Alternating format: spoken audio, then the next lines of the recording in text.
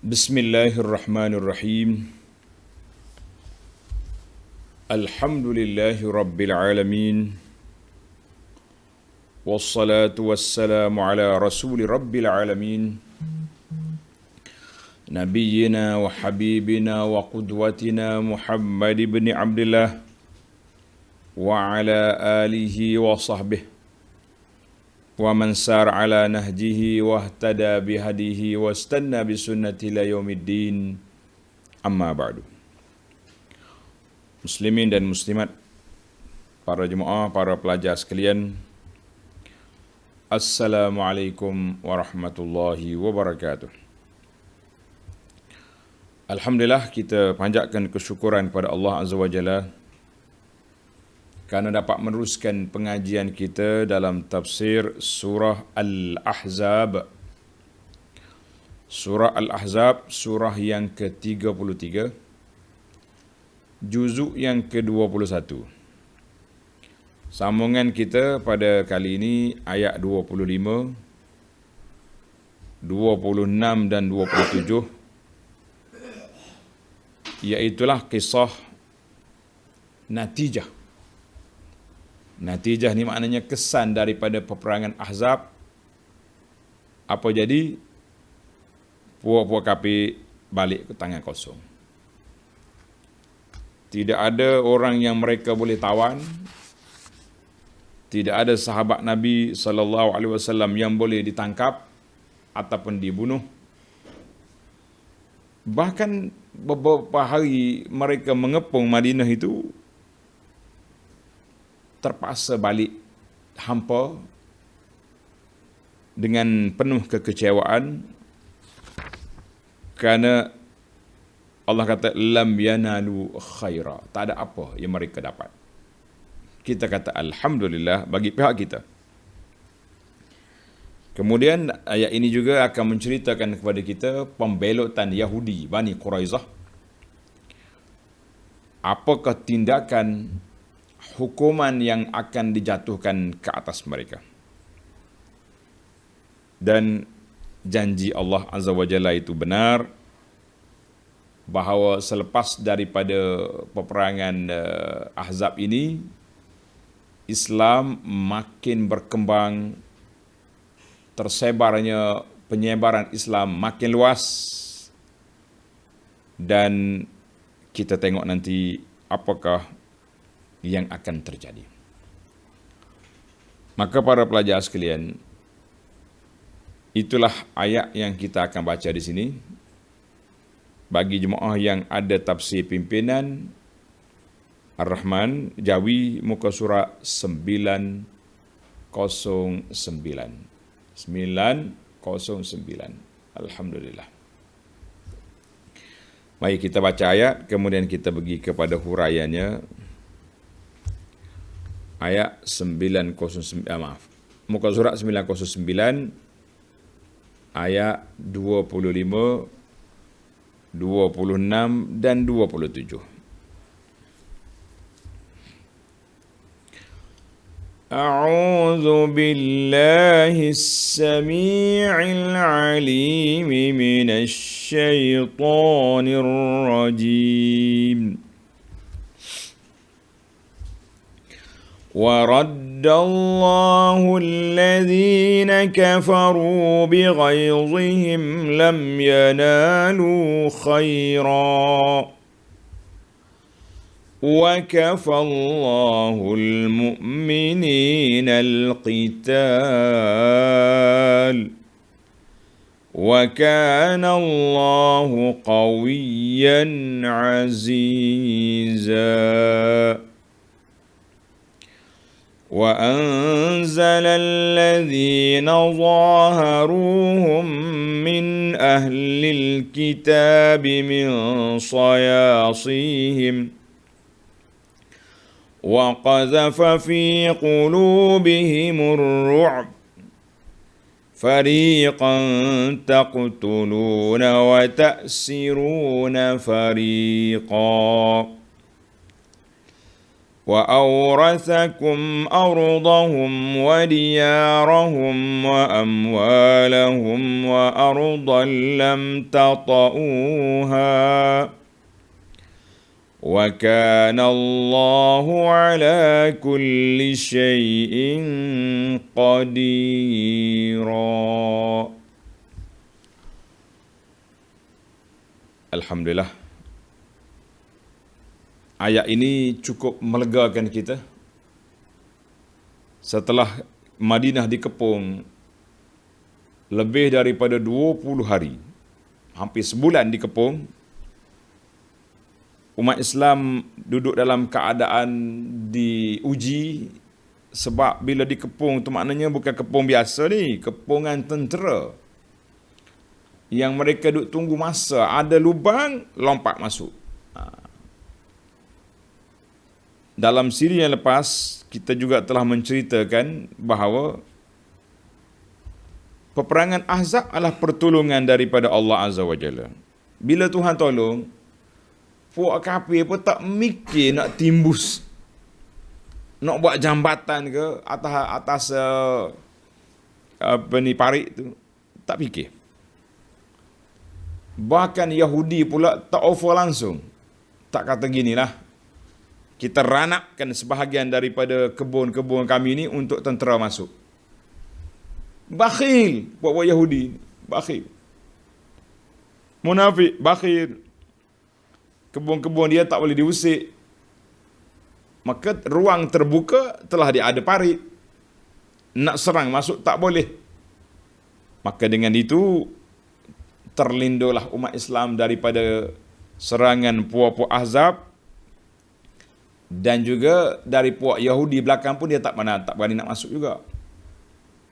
Sebab kawalan ketat yang dibuat oleh para sahabat Nabi radhiyallahu anhum terhadap sempadan-sempadan kawasan itu. Jadi alhamdulillah, mereka dalam ayat yang lepas kita telah pun dengar dua-dua kumpulan. Kumpulan yang pertama, apa dia kumpulan yang pertama? Kumpulan yang pertama, kumpulan penjahat, puak-puak munafikin yang duk porak-perandakan umat Islam, duk korek dari dalam. Kumpulan yang kedua, apa dia kumpulan yang kedua? Puak kafir tulen hot depan tu. Kumpulan yang benar Allah Ta'ala sebut kepada kita dalam ayat yang lepas. Minal mu'minina rijalun sadaqu ma'ahadu Allah alaih. Faminhum man qada nahbahu wa minhum man yantazir wa ma baddalu tabdila. Inilah kumpulan rijal sadaqu. Ada di kalangan orang Islam yang benar-benar ikhlas. Perjuang mereka tak goyah walaupun sedikit. Kata orang tak lari walaupun setapak. Mereka meneruskan perjuangan. Ada yang telah menunaikan qada nahbahu, menunaikan janjinya, iaitulah mati syahid. Sebagaimana yang telah berlaku dalam peperangan Uhud yang begitu ramai. Kita juga telah menamakan beberapa orang sahabat, di antaranya Anas ibn Nadar dan lain-lain lagi, bapa saudara Nabi sendiri, Sayyidina Hamzah Asadullah, yang terdengar yang dikenali dengan nama Sayyidus Syuhada, Mus'ab bin Umair dan lain-lain nama radhiyallahu anhum. Maka saat ini ayat yang kita nak baca, ayat yang kita baca ni ayat 25. Kalau kita baca cerita, dia kata ayat ni sebagai penutup, apakah kesimpulan? Apakah natijah? Berhasilkah Quraisy, Ghatafan, Yahudi, munafikin untuk melanyak Madinah? Kita kata kalla, tidak sama sekali. Allah SWT telah memberi pertolongan yang besar kepada siapa? Kepada Islam, kepada Nabi SAW dan umat Islam. Baik, mari kita masuk pada ayat. Itu sedikit ulangan, kata orang, supaya kita ingat balik cerita yang telah kita baca yang lepas. Jadi ayat ini Allah SWT menyatakan khaybah, kecewa, frust.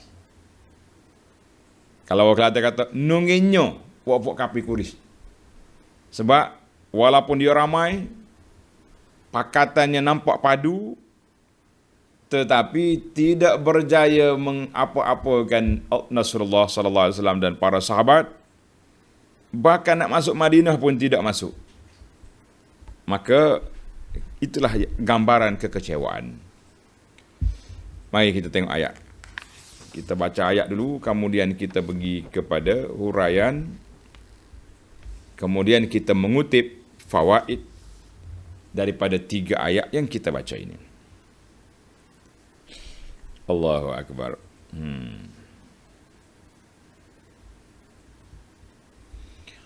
وَرَدَّ اللَّهُ الَّذِينَ كَفَرُوا بِغَيْظِهِمْ لَمْ يَنَالُوا خَيْرًا. Dan Allah SWT telah menghalau kembali angkatan tentera orang-orang kafir itu ke tempat masing-masing. Maknanya majmu'atul juyush, terkumpul semua tentera. Ahli sejarah mengatakan 10,000 orang kalau kumpul semua. Tapi pembahagiannya seperti yang telah kita sebutlah dalam buku Madinah ni, saya telah sebut. Makna ada peperangan Ahzab, Abu Sufyan bawa tentera Quraisy 4,000 orang dengan 300 kuda, 1,500 ekor unta, dan tentera-tentera lain pula, Ghatafan. Maka itulah yang dikatakan tentera itu ada, tapi kecewa, tak boleh buat apa. Allahu Akbar. Waraddallahu allazina kafaru bighaizihim lam yanalu khaira. Mereka kembali ke tempat masing-masing dengan keadaan geram, marah. Bighaizihim, marah. Tak marah apa? Perancangan yang dibuat selama ni haba'an mansura, berterbangan macam debu diterbang, tidak ada natijah apa-apa. Maknanya kita katalah, andai kata waktu peperangan Uhud, tentera Islam ada 700, yang syahid 70. Maknanya 1/10. Besar tu. Dalam Ahzab yang ada 3,000. Tak ada yang mereka boleh tawan, tak ada yang mereka boleh tangkap, tak ada yang mereka boleh bunuh. Patutnya kalau boleh 30 orang pun kita kata besar tu. 30 orang per 3,000. Berapa peratus? Jadi tinggi dari ni. Tak ada berapa orang. Ada yang kena sakit, yang kena panah. Sebab dia panggil duduk tengah parit, duduk main mana, tengok orang lalu, bagi. Kebetulan nasib. Kalau tak ada nak, tak boleh nak buat apa-apa. Nak pergi tak boleh, tersekat dengan khandak, dengan parit. Kecewa sangat-sangat. Kenapa siapa kata tak kecewa? Maka Allah gambarkan balik bighazihim, balik dalam keadaan marah, kecewa, berasa macam-macam rasa lah, frah lah kan. Allahu Akbar. Tengok dalam kita terjemah apa habis dulu. Mereka balik dalam keadaan geram, marah kerana gagal dan hampa. Bahkan mereka tidak mendapat sebarang keuntungan. Tak ada sebarang keuntungan. Allah kata apa? Wa kafallahul mu'minina al-qital. Dan Allah Subhanahu wa taala telah selamatkan orang-orang yang beriman daripada bencana menghadapi peperangan. Nota di bawah 46 kata, yakni cukuplah dengan Allah menghantarkan angin ribut yang telah menumbangkan khemah-khemah tentera musuh dan menjadikan mereka porak-peranda bertempriaran. Tak ada nak apa Allah hantar mari junud lam taroha, tentera-tentera Allah yang tidak kelihatan. Cukup dengan puak ni mari, orang kafir terpaksa kena lari balik. Sebab apa lari balik? Sebab sudah hilang dia punya kekuatan. Di samping itu, peranan sahabat juga memecah belah dari dalam. Dari sudut psikologi pun rusak. Dari sudut kesatuan sudah goyah. Dari sudut ketenteraan juga mereka tewas sebab khemah dia tercabut. Periuk nak makan terbalik. Udara terlalu sejuk. Sejuk sangat-sangat. Allahu Akbar. Dan sebab itulah bila Nabi tengok senyap ya tentera Ahzab ni macam mana maka Nabi SAW arahkan sahabat Huzaifah supaya pergi menyiasat. Nabi kata pergi, kom. Nabi kita bagi tawaran, siapa dia nak pergi siasat apa keadaan Ahzab ni. Sejuk malam tu, terlalu sejuk. Tapi bila Nabi kata kom ya Huzaifah, bangun. Maka bila dia bangun, dengan doa Nabi kata mu pergi selamat, balik selamat. Oh, Masya Allah. Bila Nabi bagi tawaran, bagi jaminan, sahabat pun berani. Dan dia kata bila aku bangun je, hilang terus sejuk tadi. Allah, itu mukjizat Nabi SAW. Bila dia Huzaifah kata, bila aku bangun, hilang sejuk. Dia pergi menyusup masuk, nak tengok apa yang sedang berlaku kepada tentera Ahzab. Nabi suruh pesan pergi. Maka Huzaifah pergi, rupanya Abu Sufyan sedang bermesyuarat. Mesyuarat nak mengarahkan tentera supaya undur. Kita balik macam ni. Tak larat ni. Tak larat ni. Kata di Huzaifah, Nabi kita pesan, mu jangan buat apa-apa. Oh, dia kata kalau aku panah dia, memang kena malam tu. Tapi pesanan Nabi ditaati. Walaupun peluang sudah terbuka, tapi arahan pemimpin. Jangan kacau. Kalau kacau, pecah. Lain pula cerita. Dia tengok. Tapi puak Quraisy ni mata dia, kita nak kata apa ni? Mata belalang. Mata lalak ke mata apa? Dia perasan, dia kata macam ada orang asing dalam tempat perjumpaan ni. Maka diarahkan supaya setiap orang tanya siapa kawan di sebelah. Tanya, mu siapa? Huzaifah cerdik. Dia dulu tanya kawan tu. Antaman? Siapa mu? Mu siapa? Jadi orang tu tak sempat tanya dia. Ini di antara ilmu strategi, kita jangan lambat. Jangan duduk lembek dalam suasana begini. Kena laju. Alhamdulillah. Maknanya kesimpulannya, Abu Sufyan buat kesimpulan nak balik. Kemudian dia pun naik kuda dia dan di pengunduran itu dikawal oleh Khalid bin Walid dan Amr bin As dengan 200 tentera pertahanan. Nak balik pun takut. Allahu Akbar. Maka Huzaifah kembali melaporkan kepada Nabi SAW apa yang sedang berlaku, pengunduran tentera Ahzab dengan kehendak Allah Azza wa Jalla tentera bersekutu telah kalah. Maka Allah Ta'ala rakamkan dalam Al-Quran sampai kita baca sampai hari kiamat. Ayat 25. Waraddallahu allazina kafaru bighaizihim lam yanalu khaira. Allahu Akbar. Sebab apa? Wa kafallahu al-mu'minina al-qital. Allah kata cukuplah aku yang bagi pertolongan kepada kamu. Kamu tak payah berperang, cuma tunggu dalam kemah apa yang terjadi saja. Alhamdulillah. Tapi ingat, Allah peringatkan kita, wa kana Allahu qawiyyan aziza. Dan ingatlah adalah Allah Maha Kuat lagi Maha Berkuasa. Ayat ini, tengok nota di bawah. Ayat ini menyatakan tamatnya peperangan Al-Ahzab dan selamatnya orang-orang mukmin dari bahayanya. Kita kata alhamdulillah. Alhamdulillah.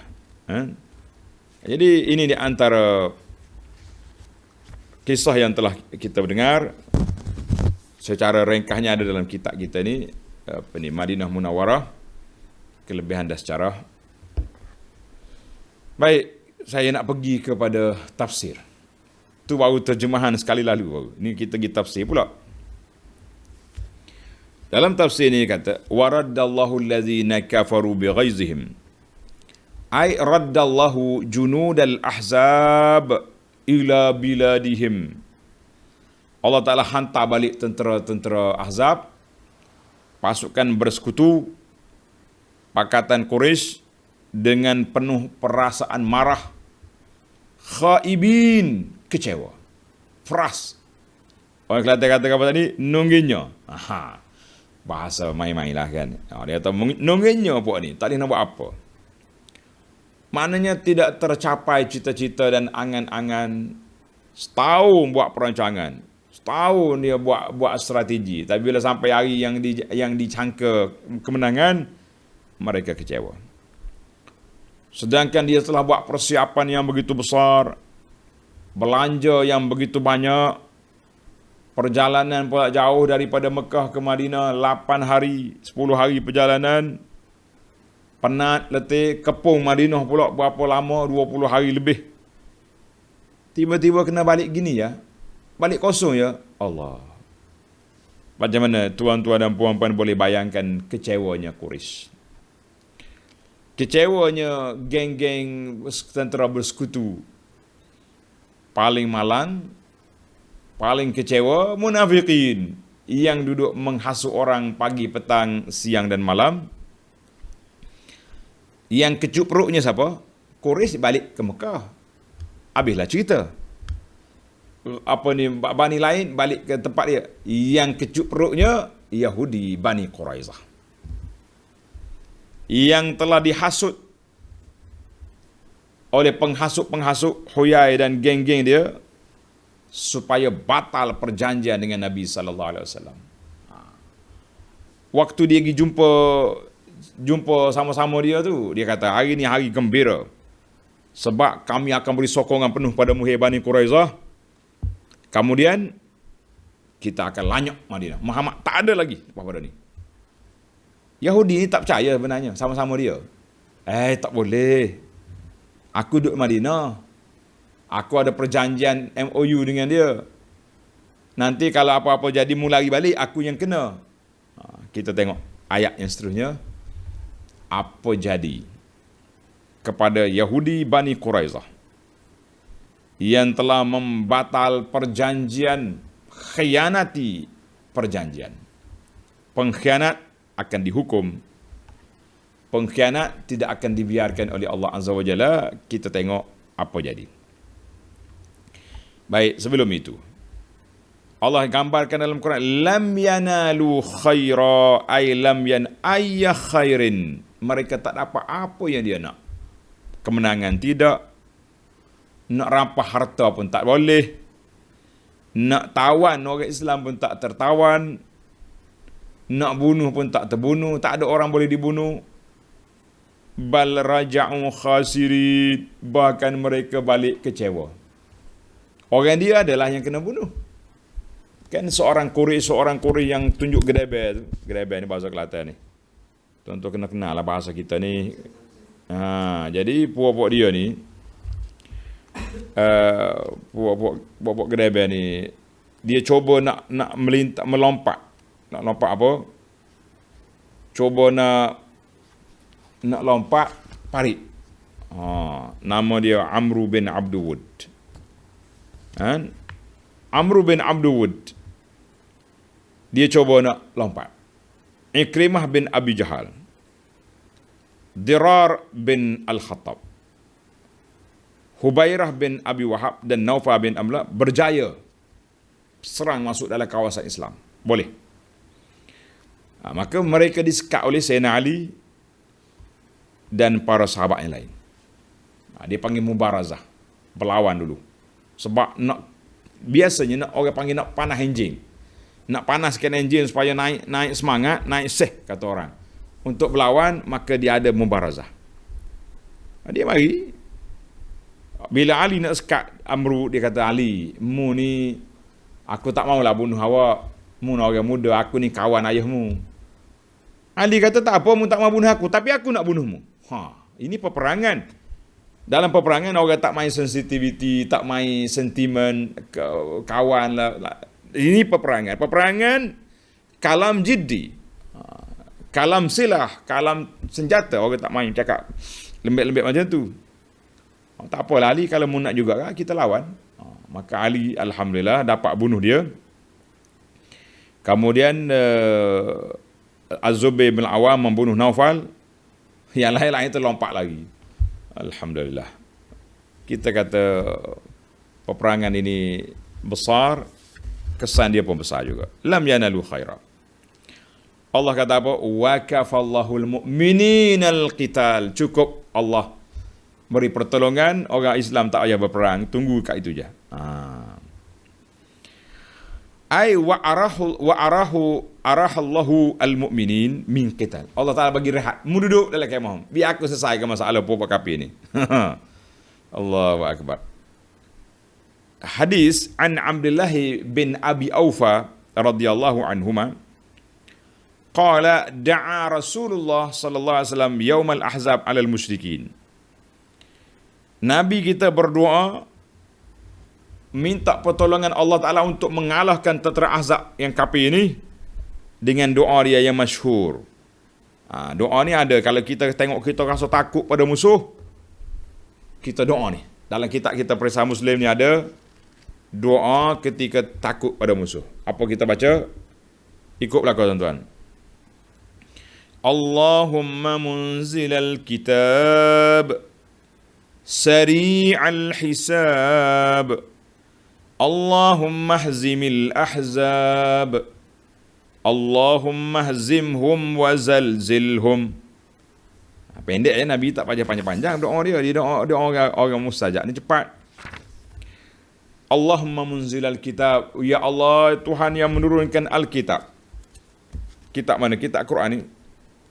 Ini doa Nabi SAW ada dalam kitab ni pun saya bawa. Munzilal, wahai Tuhan yang menurunkan Alkitab, yakni Quran, sari al-hisab. Cepat dia punya kira-kira. Allahumma hzimil ahzab.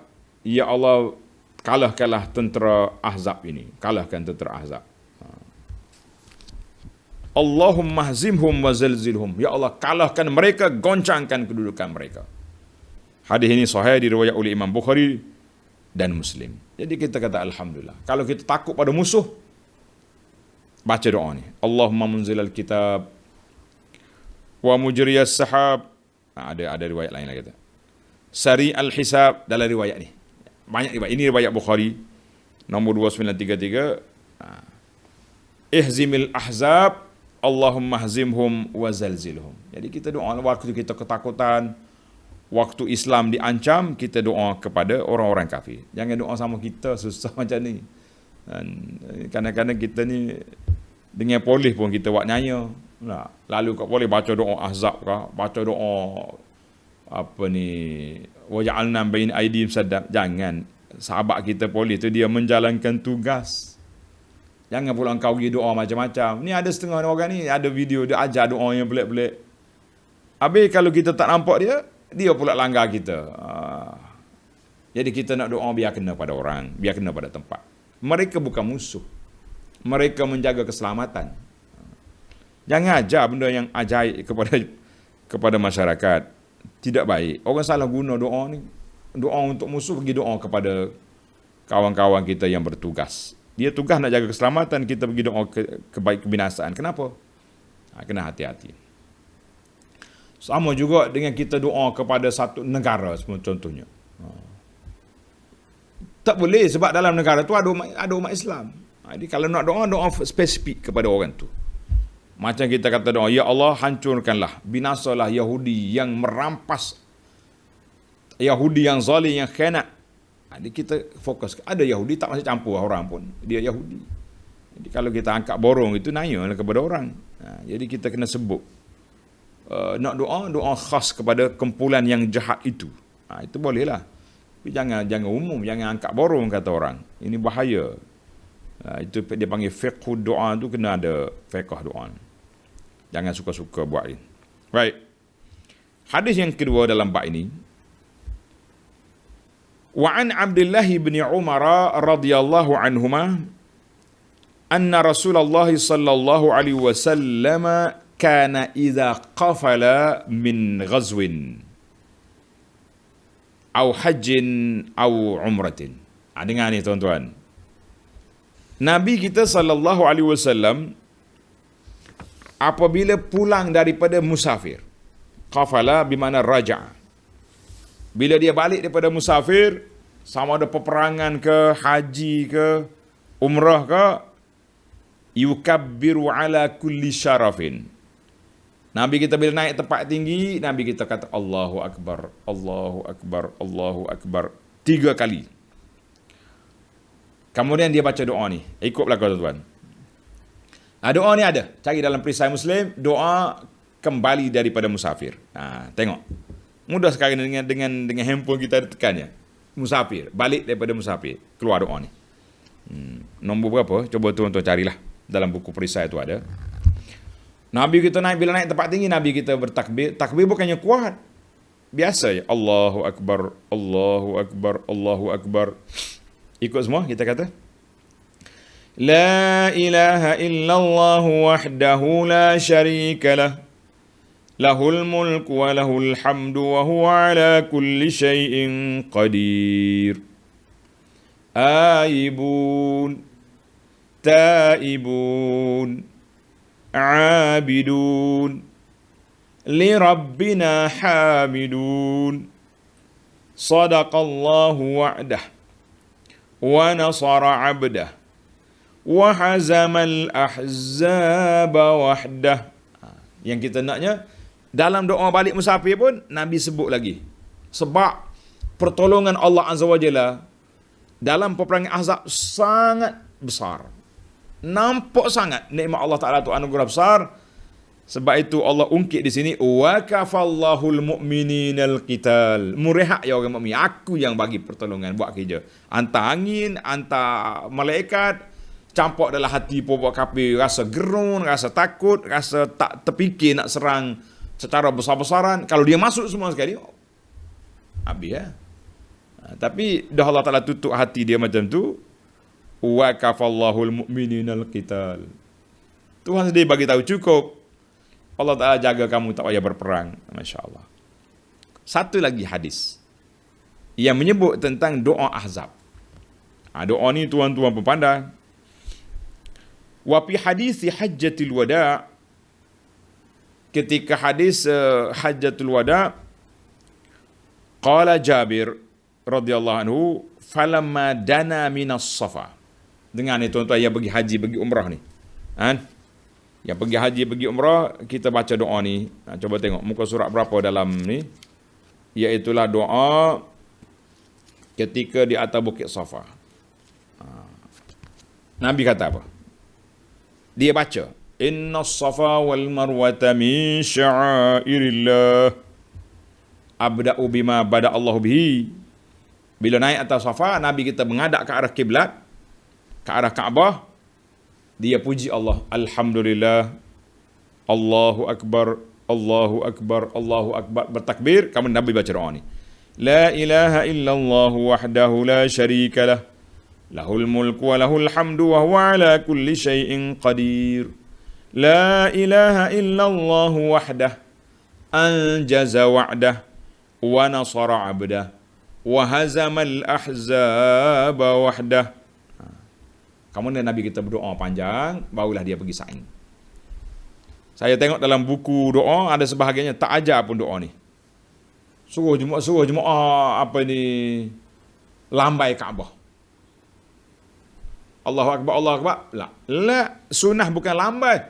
Kita bukan interaksi dengan Kaabah tuan-tuan. Kita berinteraksi dengan Rabbul Kaabah, Tuan Kaabah. Habis? Doa. Ada ke arah kiblat, itu kiblat.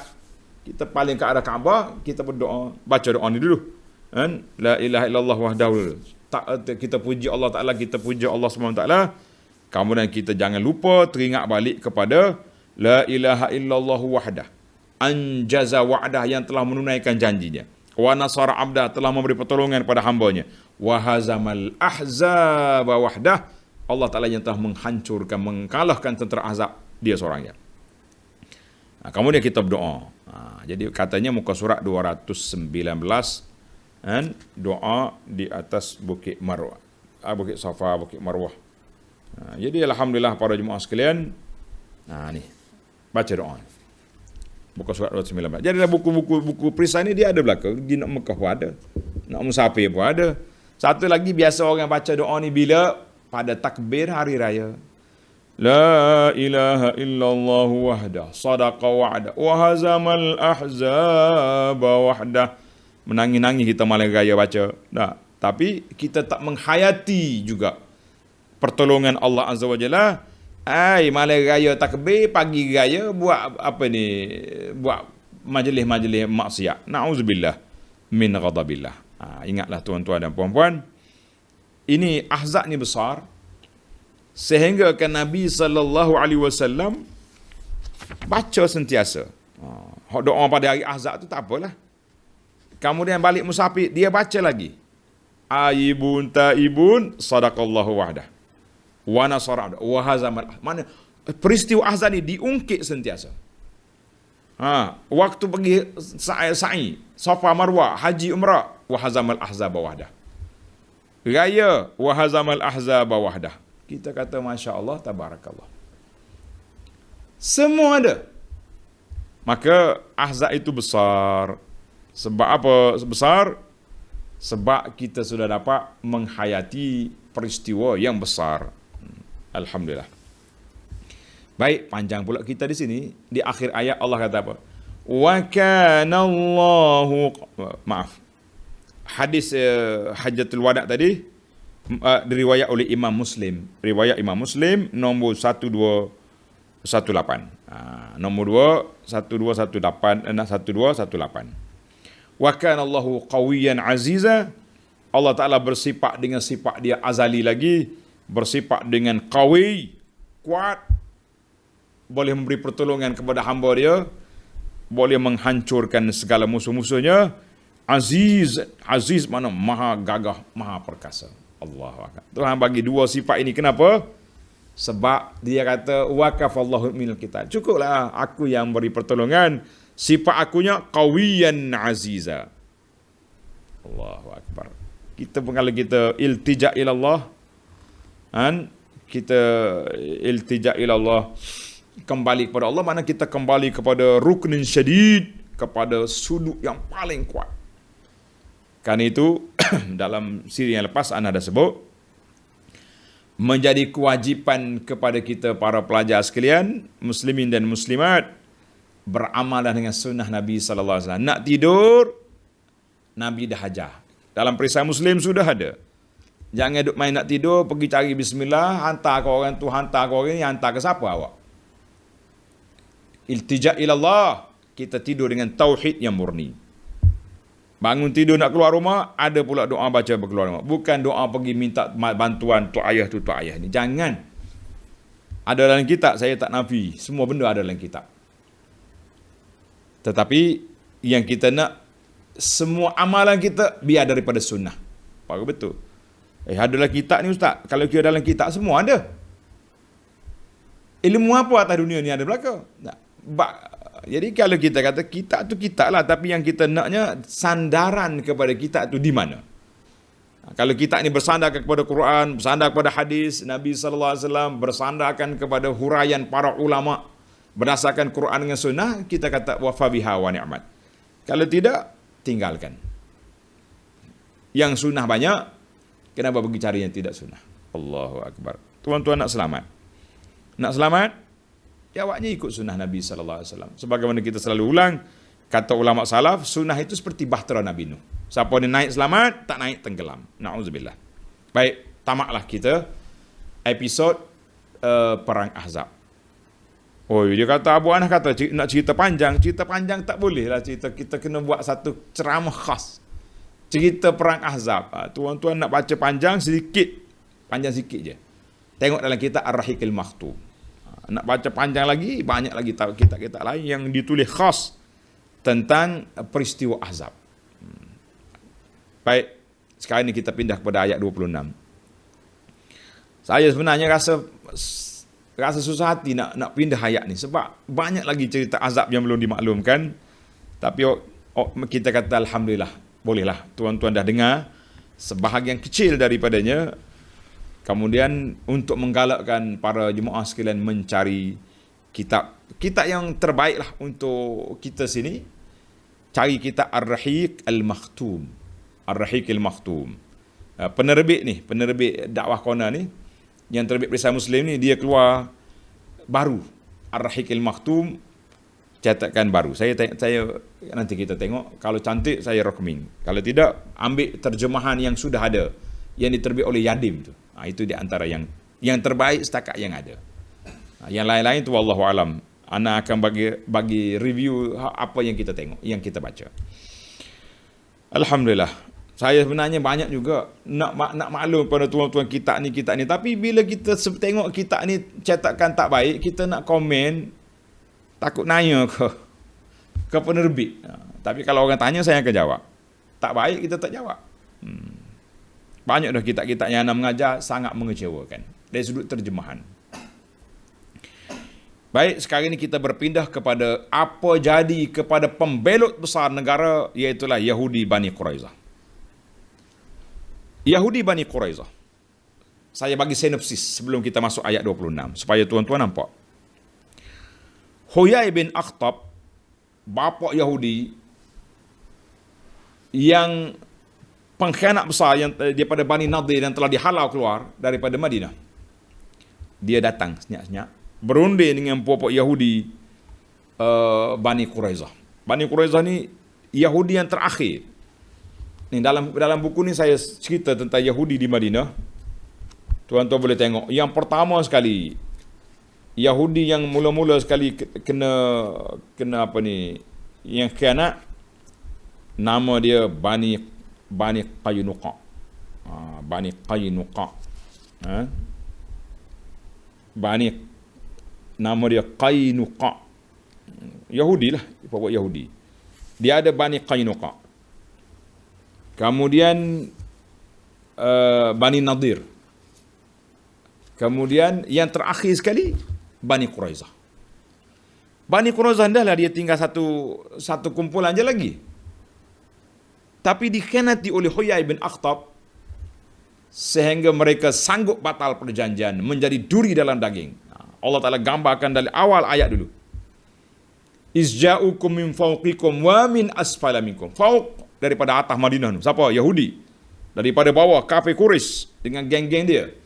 Jadi gambaran itu sangat jelas. Maka oleh kerana mereka telah batal perjanjian, khianat kepada Nabi SAW yang begitu dahsyat, maka Allah SWT turunkan ke atas mereka hukuman yang begitu dahsyat. Tengok ayat. Rasa tuan-tuan nampak dah sinopsis ayat ini, ayat 26. Maknanya orang lain lagi balik, tinggal Yahudi di belakang Nabi. Mu nak gimana? Kajak Kelantan kata, mu nak gimana puak-puak Bani Quraizah? Kenapa kamu batal perjanjian? Satu lagi, Yahudi jahat juga, nama dia Ka'ab bin Al-Ashraf. Tengok cerita Yahudi Madinah ni berat kita. Nih, dalam buku ni ada cerita Ka'ab bin Al-Ashraf, salah seorang daripada ketua Yahudi jahat, yang Nabi SAW minta para sahabat pergi bunuh dia secara senyap-senyap. Nabi kata, man li Ka'ab bin Al-Ashraf, siapa mau bunuh Ka'ab bin Ashraf? Sudah. Senyap-senyap, bukan pergi serang, sebab dia jahat, pembelot dalam negara Islam Madinah. Maka Muhammad bin Maslamah dengan sahabat dia pergi bunuh senyap-senyap. Cerita dia panjang, tuan-tuan tengok dalam buku ni lah. Nanti ataupun ada masa lain kita cerita. Kalau malah nak baca cerita, tengok dalam YouTube Abu Anas tu, tengok saya duduk ceramah dekat tempat Yahudi tu. Alhamdulillah kita sempat bawa. Ada orang tanya, dia kata, kenapa kubu Yahudi tidak diruntuhkan, tapi bangunan besar-besar atas kubur sahabat diruntuhkan, kenapa? Dia duduk marah ke kerajaan Saudi. Saya kata, saya tak membela kerajaan Saudi. Saya tak campur siasah politik negara orang, tapi saya nak bagi contoh yang senang. Makam-makam sahabat ni, makam-makam wali ni, orang pergi gosok. Gosok, berkat, cium. Tapi mana ada orang pergi gosok kota Ka'ab bin Ashraf ke? Pergi ambil selfie, ambil gambar ada lah, tapi nak pergi gosok tak ada. Jadi tidak berbahaya kepada dari sudut kepahaman umat. Maka biarlah, sebagai sekurang-kurangnya kita boleh jadi pengajaran besar. Baiklah, sejarah tentang Madinah ni sujun, kata orang, menarik. Maka balik tengok ayat kita. Sesalah janji batal perjanjian dah batal dah. Tengok ayat. Wa anzalal ladzina zaharuhum min ahlil kitab min sayasihim. Dan Allah menurunkan golongan ahli kitab kaum Yahudi yang membantu tentera musuh itu. Nama apa Yahudi ni? Bani Quraizah. Apa Tuhan buat? Menurunkan benteng-benteng mereka menyerah diri. Dia Yahudi ni, bijak puak dia, teknologi dia, dia akan buat bangunan dia besar. Ni, kalau tengok dalam gambar kubu Ka'ab bin Ashraf ni, tuan-tuan kalau tengok di sini, bata dia punya batu-bata dia, orang Kelantan kata meluk. Satu meluk ni, apa dia ukuran bahasa Malaysia ni? Apa dia meluk ni? Satu pemeluk. Itu dia punya besar, dia punya batu Joko. Dekat-dekat dengan nu jugalah. Dekat-dekat dengan apa nama ni, Firaun punya piramid ni. Mana dia punya kota nak tunjuk ke jemaah ni. Kita pergi Madinah baru sedap kan. Tapi masalahnya, cuba tengok siapa ada buku tu, muka surat berapa yang ada kota Ka'ab bin Ashraf. Kita bagi ni dalam buku ni, ana bagi siap-siap tempat-tempat sejarah. Tempat-tempat sejarah di Madinah, telaga sejarah, muka surat 175. Ada gambar, insya-Allah. Ni dia. Kubu Ka'ab bin Ashraf, kalau nampak. Ni, kubu ni masih ada sekarang. Saya pergi seawal ana sampai Madinah, saya dibawa oleh seorang pakar sejarah Madinah, Profesor Abdul Aziz Al-Qari. Dia bawa kita dengan bah pergi sini, pergi melawat ni. Kota ni ada 10 bilik. Dan besar-besar dia punya menara kawalan. Maknanya, sebab tu Tuhan gambarkan, wa anzalal ladzina zaharuhum min ahli kitab min sayasihim. Allah kata, aku turunkan puak-puak ahli kitab itu daripada kubu pertahanan mereka. Sayasihim, mana daripada bangunan dia itulah. Banglo ni ada 10 bilik ada. Setelah umat Islam mengepung dia, maka paksalah mereka kena menyerah. Lama tu, 20 hari lebih juga dikepung. Sebab dia punya kubu pertahanan tu kuat. Dia siapkan bahan-bahan makanan cukup untuk nak lockdown ni. Dia tahu dah. Maka Nabi kita SAW potong dia punya tali air, sumber makanan dia terhad, supaya mereka menyerah kalah. Bukan nak kena dia, nak suruh dia menyerah kalah, lari daripada turun daripada kota pertahanan, mari menyerah diri. Tengok, jelas Allah tak kata. Tuhan tak ceritalah macam Nabi kita berjalan begitu. Dalam hadis ada, dalam sunnah ada, dalam sirah ada. Tapi yang pentingnya, mereka turun daripada benteng-benteng mereka, menyerah diri. Kenapa Yahudi dalam benteng? Allah Ta'ala gambarkan dalam ayat lain. Cuba tengok ayat. Tuhan kata, Yahudi ni penakut. Mereka tak akan perang kamu illa min wara'i judur. Tengok ayat. La yuqatilunakum illa min wara'i. Allah kata mereka tak akan perang kamu kecuali di sebalik ni, sebalik tembok-tembok. Mana dia tak akan berdepan. Yahudi dia tak akan duduk depan. Dia menjadi penghasut, menjadi segala peng tu duduk Yahudi. Yahudi dengan munafikin. Dua spesies inilah yang duduk laga-lagakan orang. Ini kita hari ni atas dunia hari ni dilaga-laga oleh puak Yahudi ni pula. Mari puak kita pula terpengaruh pula Yahudi. Vaksin ni Yahudi. Cocok Yahudi.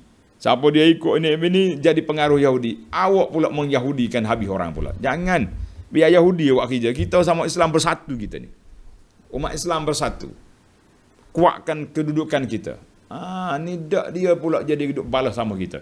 Berkelahi dengan sebab vaksin ni pun tinggi juga darjat ni. Tu tak jumpa Yahudi betul lagi tu. Main-main. Pecah penggah habis dah kata orang. Sama-sama kita pendakwah pun jauh hati dah dengan sebab vaksin. Allahul musta'an. Baik. Tengok ayat ni. Mana Allah Ta'ala gambarkan Yahudi, dia tak akan perang kamu illa di sebalik tabir. Tak berani. Tak berani nak turun. Tapi dah Allah Ta'ala bagi campak dalam hati dia. Wa qazafa fi qulubihimur ru'b. Dan setelah diisikan hati mereka dengan perasaan gerun, takut dah. Tak berani dah. Sebab Nabi kita kepung dan ada sahabat yang potong dia punya batang tamar, dia potong. Surah ni sudah ada dalam ayat yang lepas yang kita dah bincang tentang cerita Bani Quraizah ni. Cerita Bani Quraizah ni telah pun kita cerita dalam surah yang lain. Baik. Itu dia panggil Yahudi Bani Quraizah.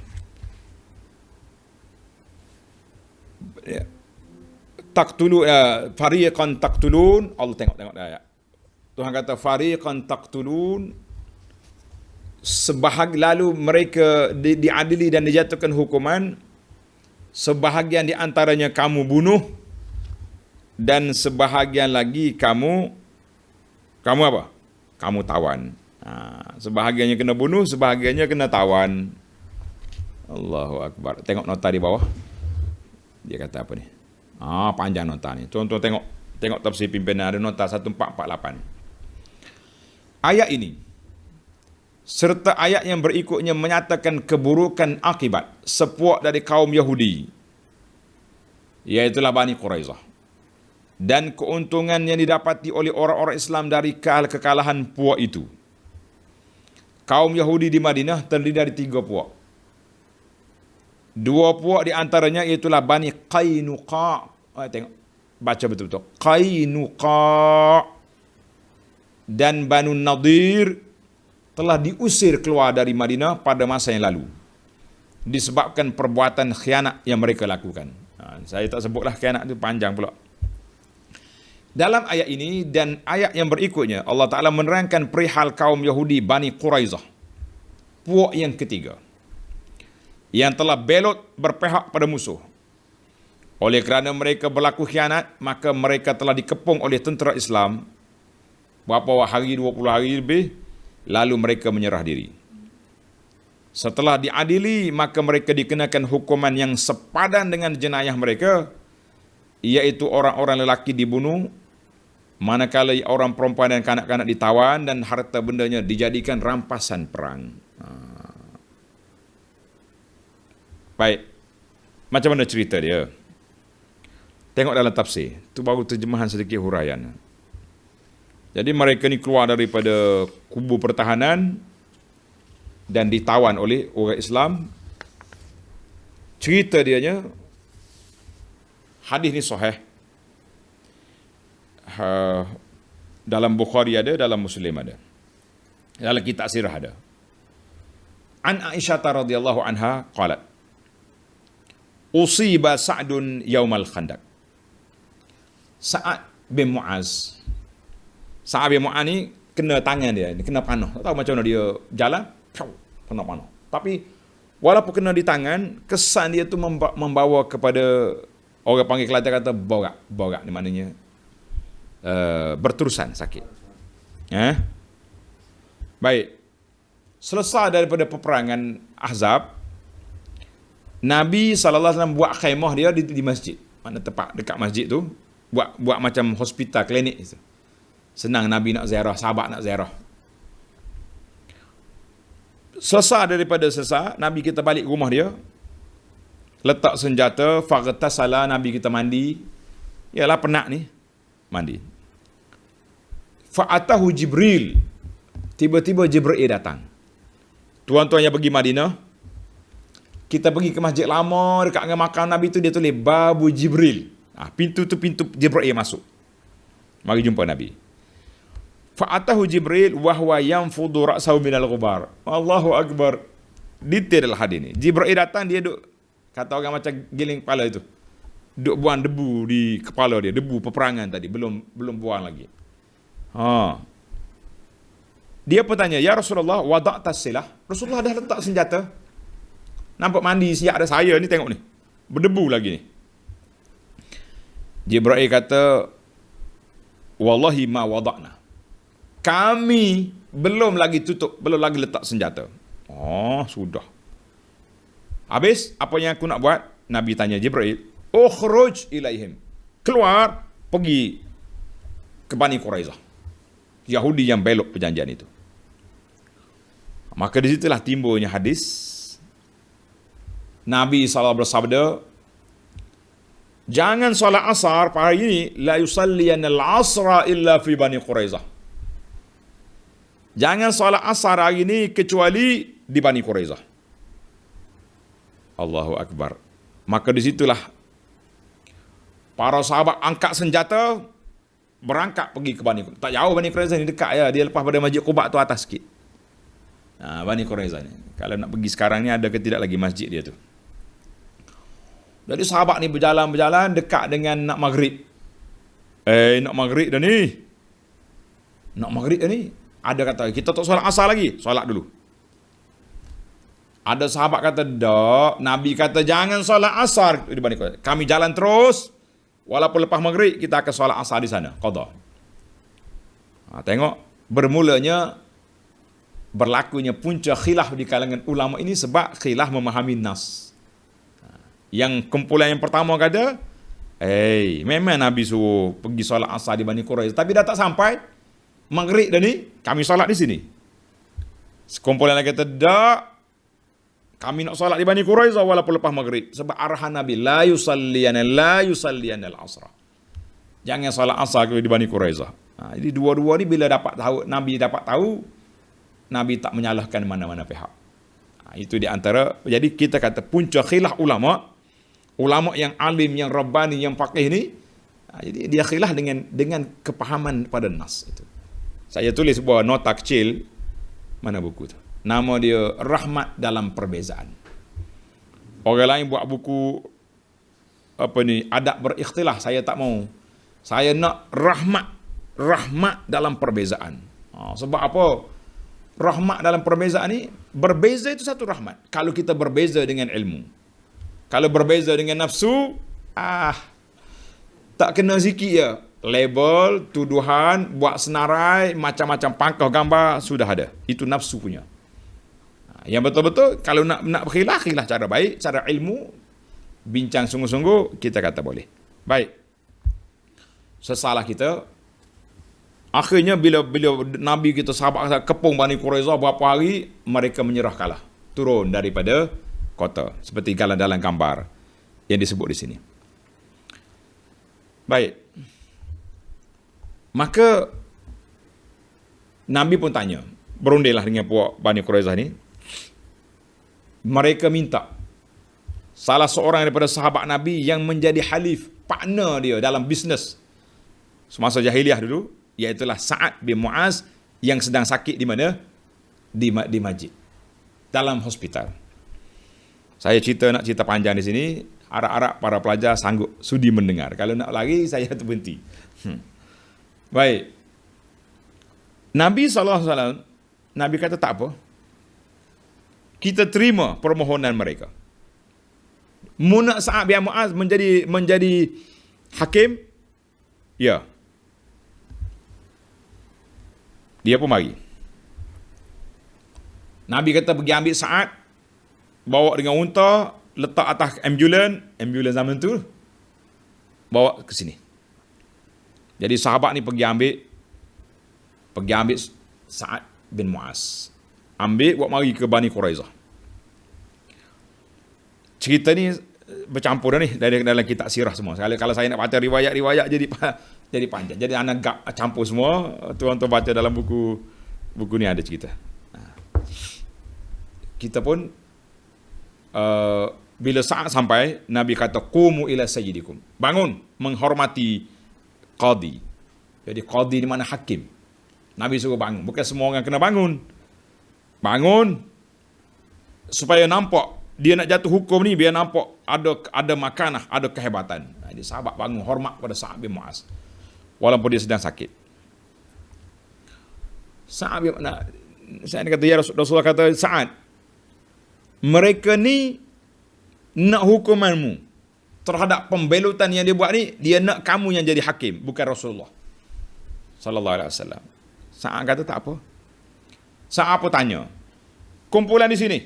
Saya tak tahu kumpulan kiri ke kanan, tapi saya tunjuklah. Kumpulan belah ni, kalau aku jatuhkan hukuman, kamu terima tak terima? Yahudi kata terima. Sebab kami yang calonkan awak. Dia tunjuk belah ni pula. Kumpulan ni, kalau aku jatuhkan hukuman apa-apa, terima tak terima? Terima. Di dalam kumpulan yang ada Nabi SAW, ahli sejarah kata, Sa'ad tak sanggup nak tengok muka Nabi. Dia tengok ke lain, dia kata orang yang ada di sini, kalau saya jatuh hukuman terima tak terima? Nabi kata terima. Allahu Akbar. Mulia engkau Sa'ad. Diberi kau penghormatan.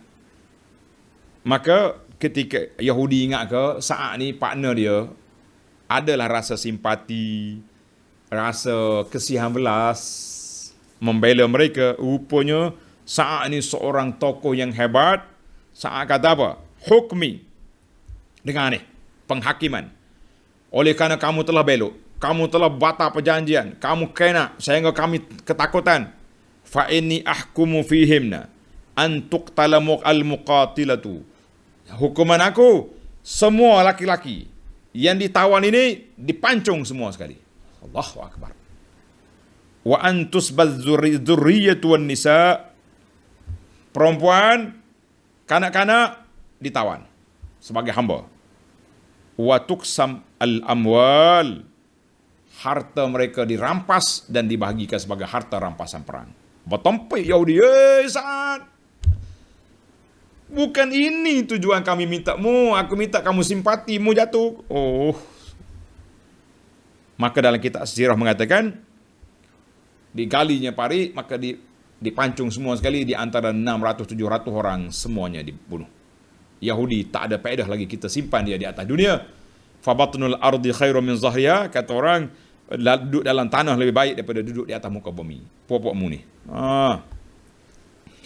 Maka pada ketika itu,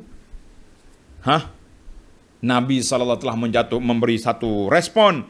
Laqad hakamta fihim bihukmillahi azza wa jalla. Sa'ad, engkau telah menjatuhkan hukuman yang diredai oleh Allah dengan Rasulnya sallallahu alaihi wasallam. Sa'ad, kamu telah menjatuhkan hukuman yang diredai oleh Allah dengan Rasul. Mulia engkau Sa'ad. Baik. Allahu Akbar. Hadis Sa'ad ni sahih. Cerita tambahan banyak tadi saya campur semua dalam riwayat-riwayat yang lain. Baik. Selesai daripada Sa'ad telah wafat. Sa'ad selesai daripada penjatuhkan hukuman, maka Sa'ad dibawa balik ke Madinah. Ke dalam ward dia lah, masuk dalam ward semula, sakit. Nabi pun balik Madinah, tiba-tiba malaikat datang, dia kata, ya Rasulullah, bergerak aras. Kenapa tiang arah bergoncang? Lish, kenapa? Allahu Akbar. Nabi keluar daripada rumah, dia pergi tengok, Sa'ad sudah wafat, mati. Sebab itulah kata di para ulama, mahtazzu arsyir rahman li mauti ahad li ajli halikin illa li mauti Sa'din Abi Hafsin. Tidak ada lagi riwayat yang mengatakan bergerak tiang arah dengan sebab kematian seorang, kecuali matinya Sa'ad bin Mu'az. Sa'ad bin Mu'az mati radhiyallahu anhu wa ardahu. Allah redha dengan hukuman dia, bunuh Yahudi semuanya, ditawan anak-anak dan zuriat dia. Maka ketika itulah dibawanya jenazah Sa'ad ke kubur. Nabi termenung. Nabi mengatakan, innalil qabri la dhammah. Kubur ini ada himpitan. lau naja ahadun lanaja Sa'dun. Kalau ada orang lepas daripada himpitan kubur, Sa'ad ni orang yang patut lepas. Sebab dia mati bergerak aras. Tiang arah bergerak kerana kematian dia. Tapi himpitan tu masih ada lagi. Himpitan tu masih ada. Himpitan dia panggil salam perkenalan. Maknanya bagi orang mukmin, kubur tu himpit sikit. Zap, dia buka balik. Buka maddal basar, seluah mata memandang. Tapi bagi orang munafik, orang kafir, na'udzubillah, dia himpit sampai tulang rusuk berselisih. Na'udzubillah. Allahumma inna na'udzubika min azabil qabri wa dhammatil qabri. Ya Allah, kami minta perlindungan ya Allah daripada azab kubur, daripada seksaan kubur. Nabi kata, kalaulah ada orang lepas daripada himpitan kubur, Sa'ad patutnya. Ada pula penceramah kata, Sa'ad kena himpit dengan sebab sekian-sekian. Kita kata, jangan ya akhi. Ini sahabat besar. Kamu buat cerita, ambil riwayat di mana? Sebab itulah tuan-tuan tak payah hantar mari video kat saya. Ustaz-ustaz tu gini, saya tak larat nak layan semua. Dan saya pun tak nak tengok kawan-kawan saya bawa cerita yang pelik-pelik. Orang yang kita kenal, sahabat-sahabat yang kita kasih. Tapi dia buat cerita video pendek ni lah yang memfitnahkan ustaz-ustaz ni. Bawa kerak tak habis, bawa cerita tak habis. Bila dia, kalau dia cerita panjang orang tak dengar pun. Tapi bila dipotong orang dengar. Bila dengar timbullah dia punya fitnah. Cerita-cerita palsu yang dia bawa tu. Allahu Akbar. Baiklah para pelajar sekalian. Cerita Sa'ad belum tamat. Sa'ad mati bergoncang aras. Tapi bila bawa ke kubur, Nabi kata, inna lil qabri la dhammah. Salah seorang daripada sahabat lagi, nama dia Atiyah Al-Qurazi. Atiyah Al-Qurazi radhiyallahu anhu, dia kata, oh, dia ni Bani Quraizah lah, Qurazi tu. Dia kata, uridtu ala Rasulillah sallallahu alaihi wasallam yauma Quraizah. Aku telah dibawa kepada Nabi pada hari tawanan Bani Quraizah. Fashakku fiyya. Hai. Budak ni besar dah ni Rasulullah ni, besar dah ni. Mana kalau kanak-kanak dimasuk dalam tawanan, kalau besar dibagi dipotong kepala. Fa amara biyan Nabi sallallahu alaihi wasallam an yanzuru ilayya. Nabi kata, cek. Tengok. Hal ambattu ba'du. Tengok dah tumbuh lalang ke tak tumbuh lagi lalang. Dia punya maknanya tanda budak balik ni kan, sama ada umur 15, naik misai ataupun tumbuh bulu hari-hari. Nabi kata, tengok dia, ada bulu tak ada bulu. Falam yajiduni ambatu. Tengok-tengok, memang kanak-kanak. Fakhalla anni, maka mereka pun ambil aku letak dalam tawanan. Alhamdulillah, Atiyah Al-Qurazi masuk Islam. Dia cerita apa yang berlaku. Jadi pada hadis ini diriwayatkan oleh Abu Daud dengan sanad yang sahih. Kita kata alhamdulillah.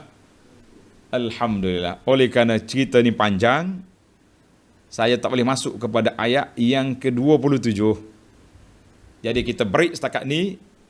Kita panggil break tengah jalan ni. Break tengah jalan. InsyaAllah kita tamatkan cerita Bani Quraizah. Dan juga janji Allah SWT untuk memberi kemenangan kepada umat ini. Dan 10